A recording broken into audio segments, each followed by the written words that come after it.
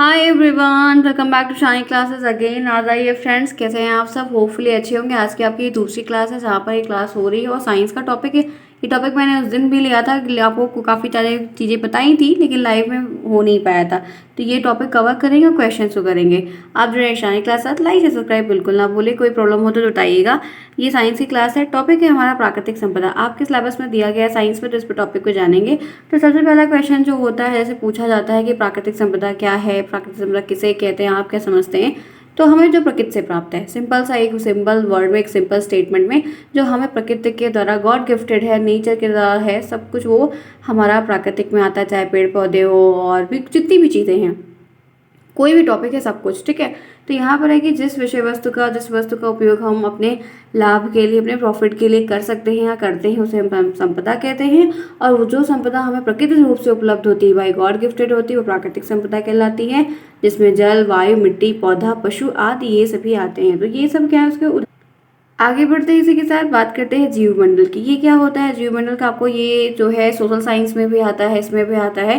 तो पृथ्वी पर उपस्थित वह क्षेत्र, पृथ्वी पर एक ऐसा सर्टिफाइड एरिया, एक ऐसा प्रेजेंट स्थान जहाँ पर वायुमंडल, स्थलमंडल, जलमंडल एक साथ मिलकर जीवन को संभव बनाते हैं, वो जीवमंडल में आता है। जीवमंडल के दो मेजर घटक होते हैं, दो मेजर फैक्टर होते हैं, जो कि आपके जैविक होते हैं और अजैविक होते हैं। ये मैं थोड़ा सा स्पीड में इसलिए चल रही हूँ क्योंकि उस दिन की क्लास में मैंने आपको इसके बारे में बताया था।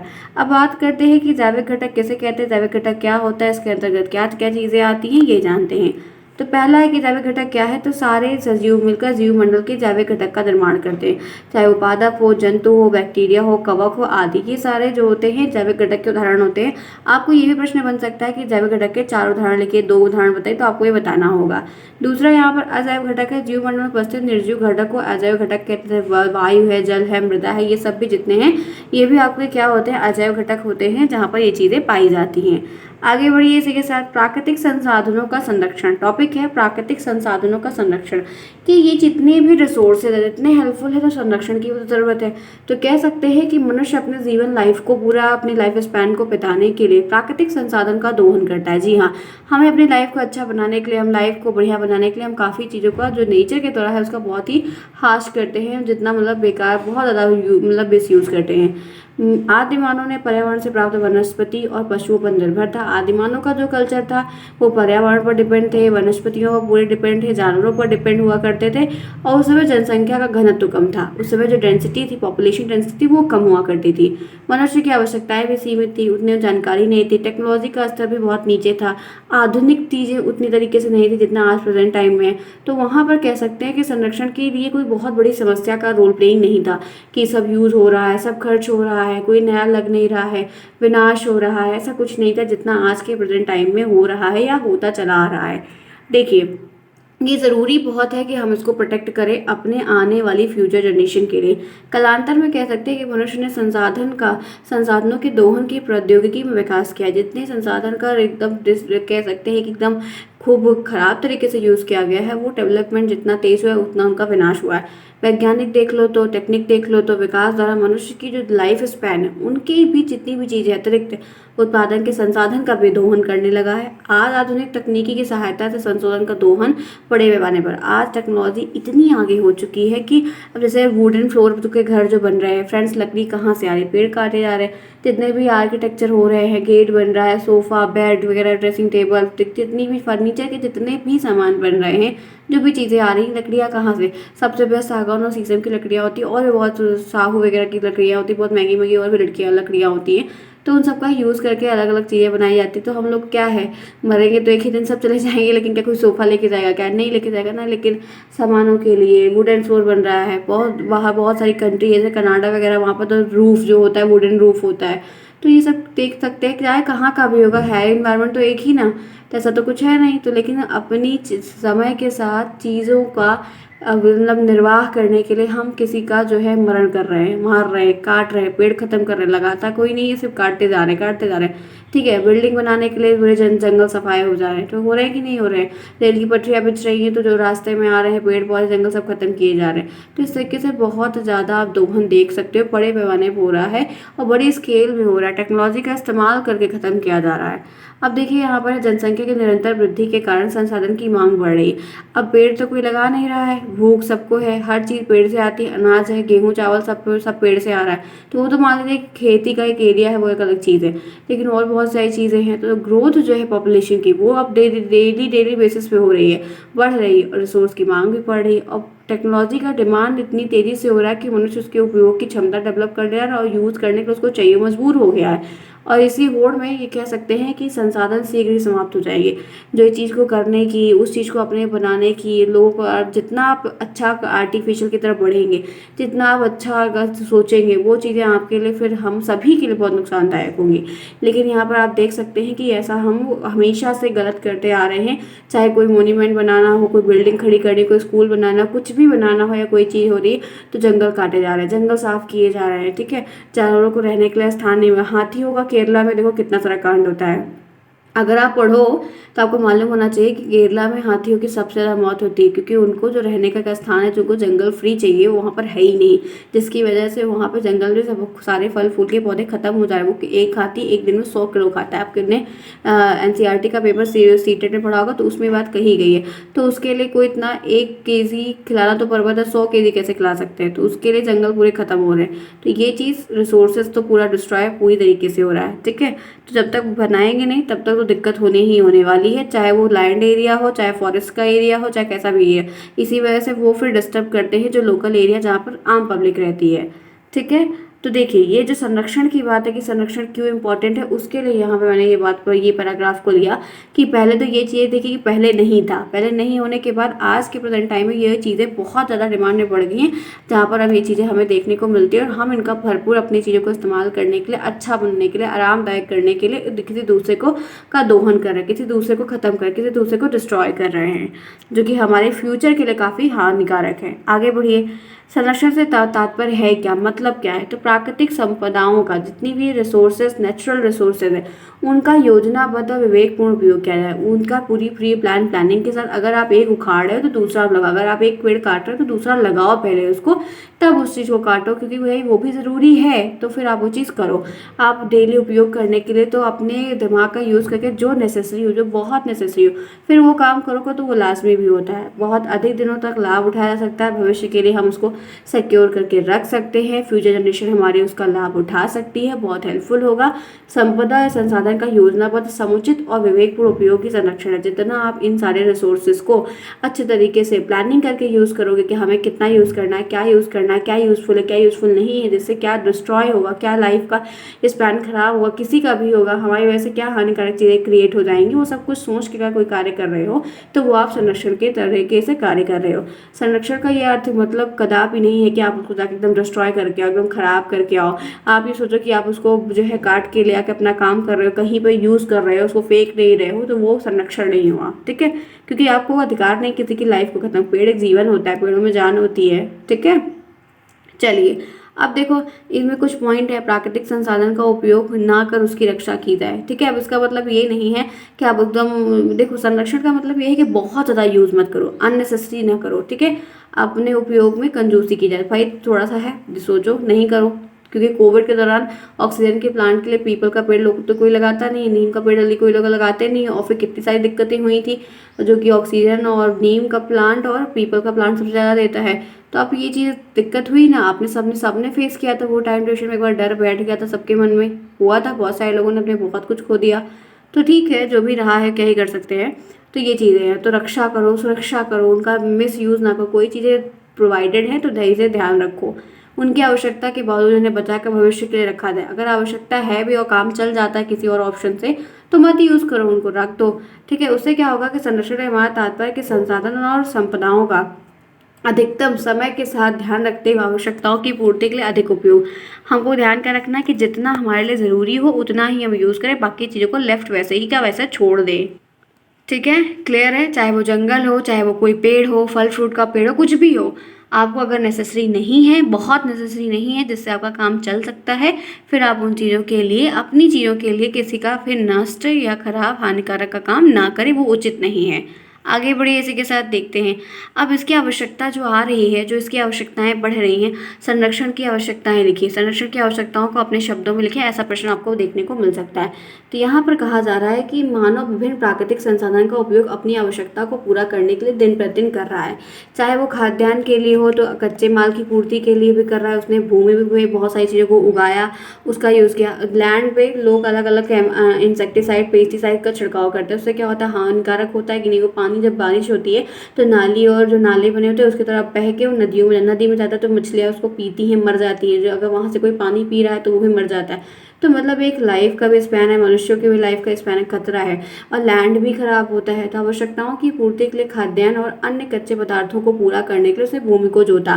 फिर शक्ति के विकास के लिए अन्य जो पदार्थ खनिज का शोषण उपयोग किया। पिछली 2 शताब्दी से जनसंख्या में इतनी वृद्धि हुई कि उत्पादन को भी ध्यान रखा। लेकिन आपको मालूम है कि अगर आपको जैसे खूब सारा उत्पादन लेना है फ्रेंड्स, कोई चीज़ को ज़्यादा मात्रा में करें, आपने देखा होगा यूट्यूब पे देखा होगा या बहुत जगह देखा होगा, लौकी जो होती है लौकी, ठीक है, वो रात भर में इतनी बड़ी रहती है, रात में छोटी सी मतलब दिन में इतनी बड़ी रहेगी, तो रात में सुबह उसमें एक इंजेक्शन लगा देते हैं और सुबह वो इतनी बड़ी हो जाती है और बेचने के लिए तैयार हो जाती है।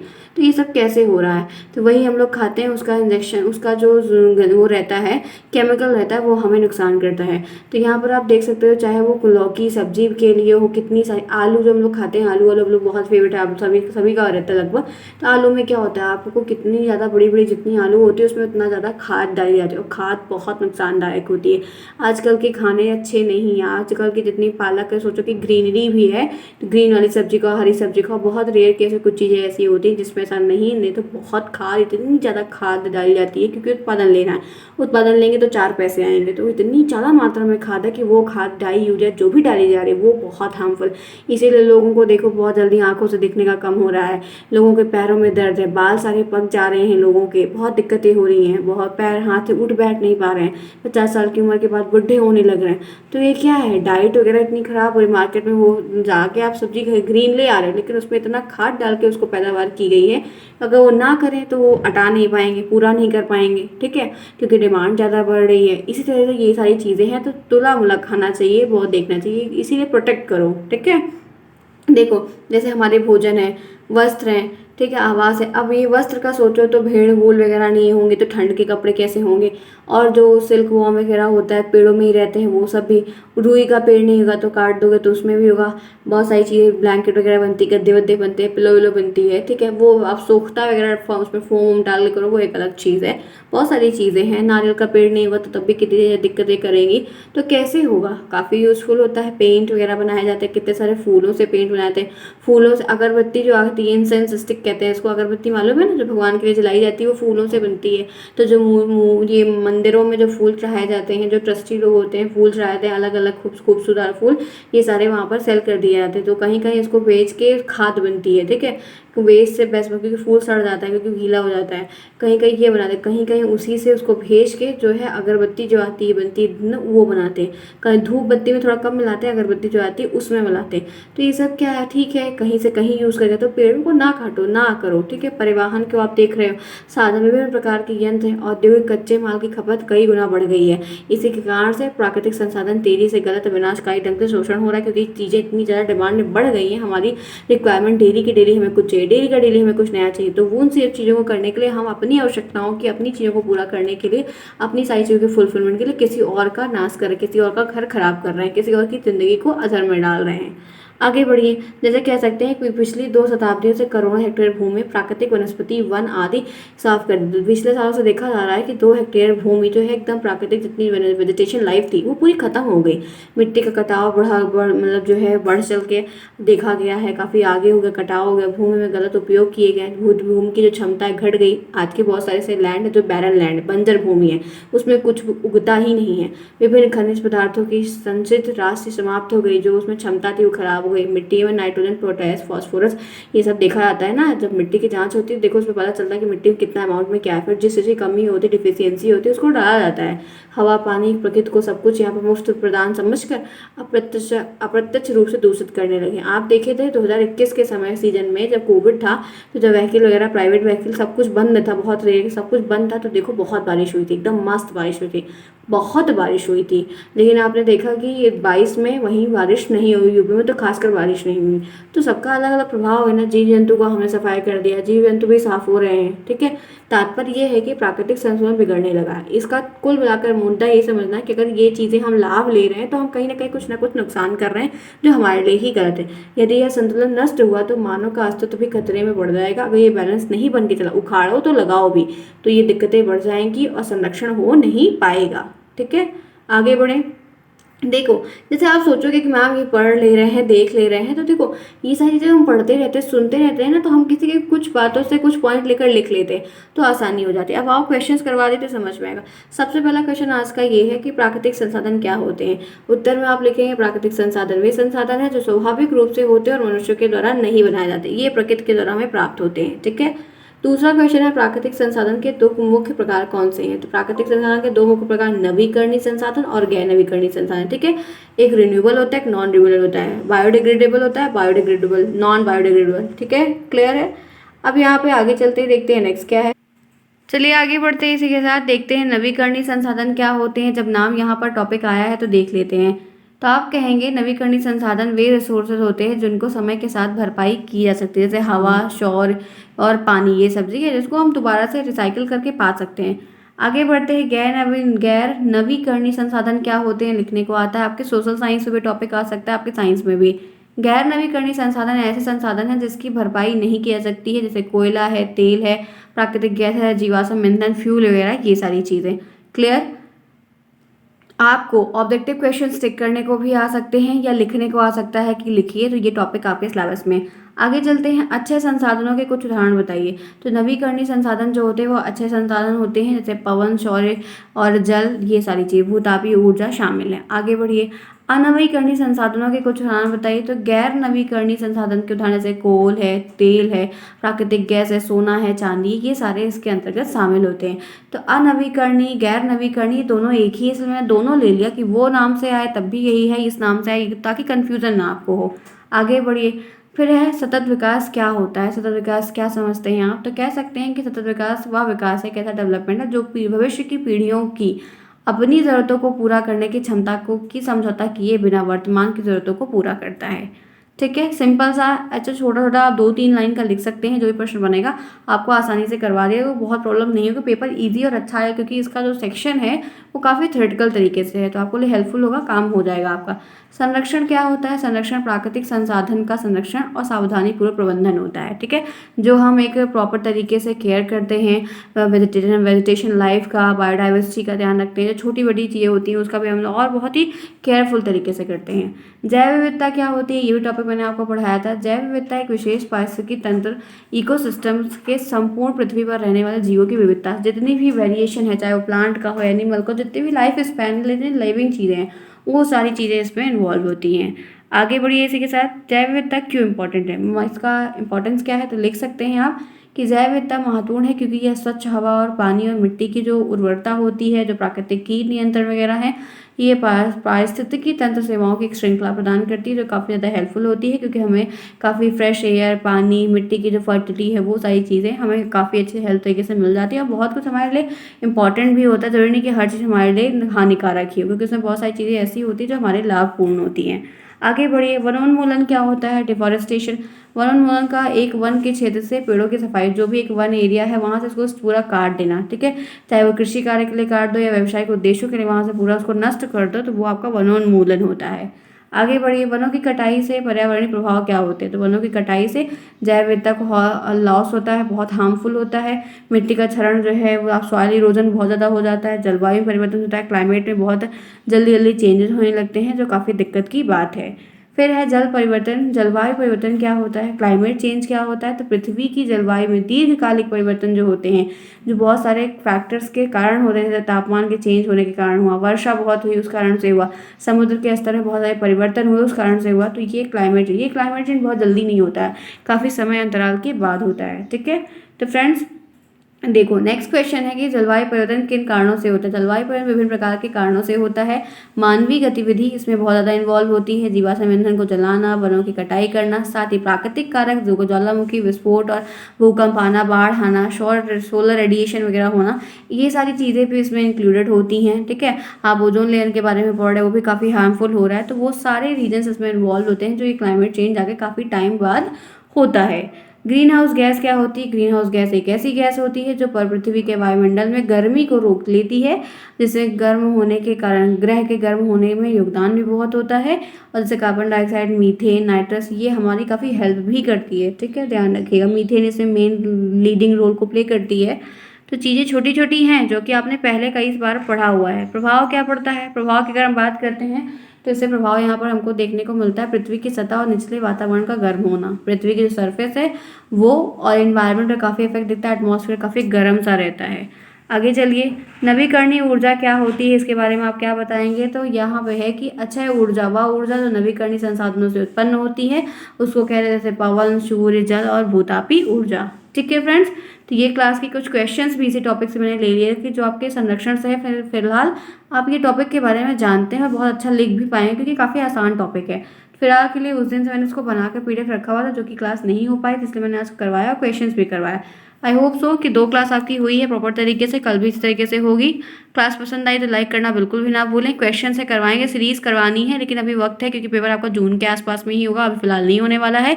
तो ये चीज़ें कुछ इंपॉर्टेंट टॉपिक्स हैं सिलेबस में, वो देख लेते हैं, फिर वो क्वेश्चन की तरफ पढ़ेंगे। मिलते हैं फिर नेक्स्ट में कल सेम टाइम पे 8 बजे आपकी क्लासेस रहती है, तब अपने टाइम पे आइए, टेलीग्राम ज्वाइन करिए, चीज़ें आपको समय के साथ पता चलेंगी। Bye bye, take care.